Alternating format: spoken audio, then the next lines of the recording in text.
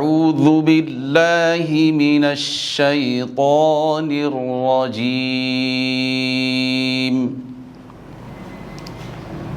بسم الله الرحمن الرحيم.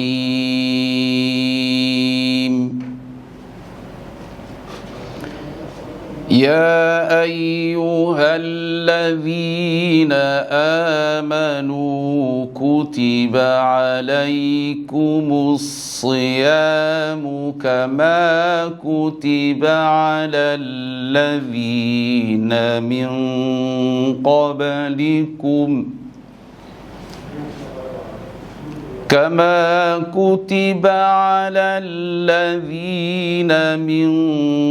قبلكم لعلكم تتقون.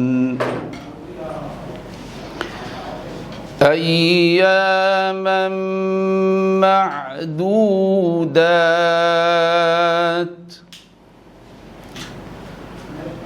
فمن كان منكم مريضا أو على سفر فعدة من أيام أخر، وعلى الذين يطيقونه فدية طعام مسكين، فمن تطوع خيرا فهو خير له، وأن تصوموا خير لكم إن كنتم تعلمون. شهر رمضان الذي أنزل فيه القرآن هدى للناس وبينات من الهدى والفرقان، فمن شهد منكم الشهر فليصمه، ومن كان مريضا أو على سفر فعدة من أيام أخر،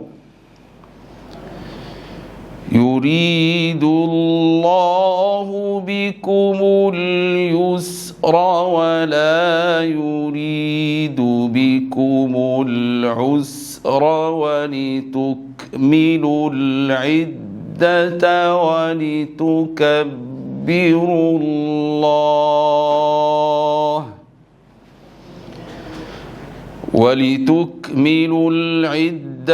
ولتكبروا الله على ما هداكم ولعلكم تشكرون.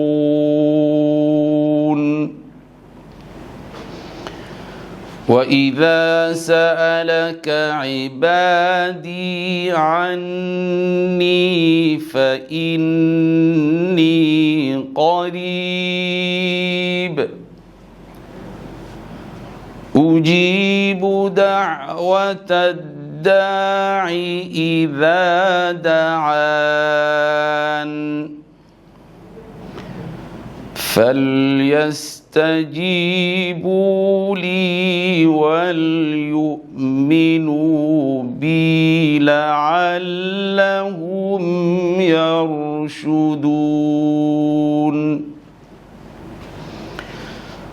أحل لكم ليلة الصيام الرفث إلى نسائكم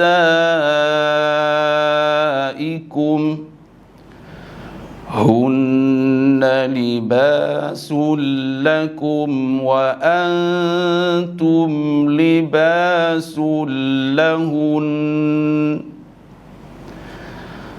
علم الله أنكم كنتم تختانون أنفسكم فتاب عليكم وعفى عنكم فالآن باشروهن وابتغوا ما كتب الله لكم وكلوا واشربوا حتى يتبين لكم الخيط الأبيض من الخيط الأسود من الفجر ثم أتموا الصيام إلى الليل ولا تباشروهن وأنتم عاكفون في المساجد تلك حدود الله فلا تقربوها كذلك يبين الله آياته للناس لعلهم يتقون صدق الله العظيم.